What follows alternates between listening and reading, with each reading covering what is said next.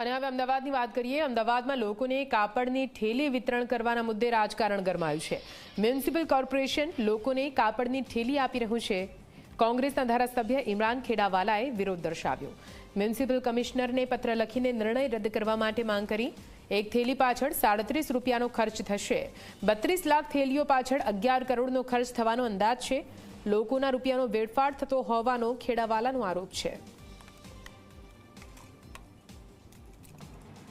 Ahmedabad municipal કોર્પોરેશનના અંદર અગાઉ પણ સ્વચ્છતા અંતર્ગત જે પ્રમાણે ડસ્ટબિન બનાવવામાં આવ્યા હતા એ ડસ્ટબિનના અંદર પણ કરોડો રૂપિયાનો ખર્ચ થઈને પણ આજે અમદાવાદ મ્યુનિસિપલ કોર્પોરેશનના અંદર સ્વચ્છતા માટેનું જે આપણને નંબર મળવો જોઈએ, ક્રમાંક મળવો જોઈએ, તે 5ની બહાર છે।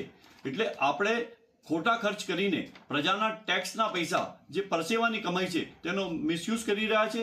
એટલે આજે મેં અમદાવાદ મ્યુનિસિપલ કમિશનરશ્રીને પત્ર લખ્યો છે કે આ કમિટીના અંદર જે કામ આવ્યું છે તેને તાત્કાલિક રદ કરવામાં આવે અને પ્રજાના જે પરસેવાની કમાઈ છે જેનો સદુપયોગ થવો જોઈએ એ દુરુપયોગ બંધ થાય તેવા માટે આજે મ્યુનિસિપલ કમિશનરશ્રીને પત્ર લખીને તાત્કાલિક આ કામ રદ કરવામાં આવે તે મારી કમિશનરશ્રીને રજૂઆત છે।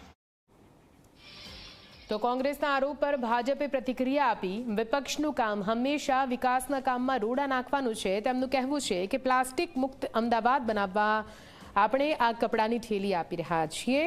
લોકો રોજિંદા જીવનમાં પ્લાસ્ટિક ન વાપરે તે માટે નિર્ણય લેવાયો છે।